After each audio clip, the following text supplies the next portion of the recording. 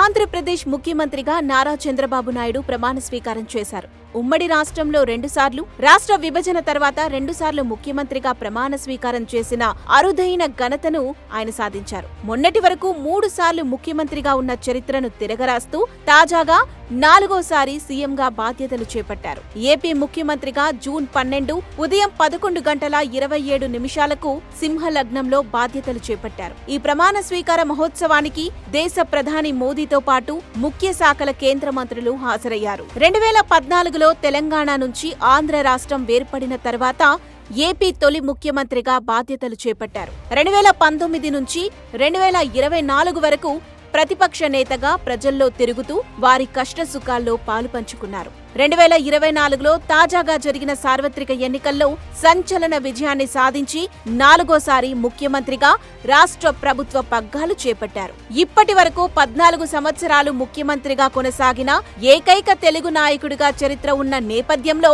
మరోసారి సీఎం పదవిని చేపట్టి తన రికార్డును తానే తిరగరాసుకున్నారు. 1995లో ఉమ్మడి ఆంధ్రప్రదేశ్ ముఖ్యమంత్రిగా రాజకీయ ప్రస్థానం ప్రారంభమైంది. ఆ తర్వాత 1999లో రాష్ట్ర ముఖ్యమంత్రిగా రెండోసారి ఎన్నికయ్యారు. విభజన రాష్ట్రంలో 2014 నవ్యాంధ్ర తొలి ముఖ్యమంత్రిగా చరిత్ర సృష్టించారు. 2024లో మరోసారి సీఎంగా పదవి బాధ్యతలు చేపట్టి తెలుగు జాతికే చెరిగిపోని ముద్రను వేశారు. ఈ 5 సంవత్సరాల కాలం పూర్తయితే మొత్తం 19 ఏళ్ల పాటు తన విలువైన సేవలను రాష్ట్రానికి అందించిన వారి ఖాతాలో చెరిగిపోని ముద్ర వేసుకుంటారు. చంద్రబాబు పీఠమెక్కిన తర్వాత తీసుకున్న ప్రతి నిర్ణయం సంచలనంగా ఉండేది. టెక్నాలజీ మొదలు వ్యవసాయం వరకు, విద్య మొదలు మద్యం వరకు ప్రతి నిర్ణయంలో తనదైన మార్కు చూపించారు. గతంలో హరితాంధ్రప్రదేశ్ సాధకుడిగా, స్వచ్ఛాంధ్రప్రదేశ్ సేవకుడిగా కూడా పేరొందారు. తాజాగా నవ్యాంధ్ర రాజధాని నిర్మాణ శ్రామికుడిగా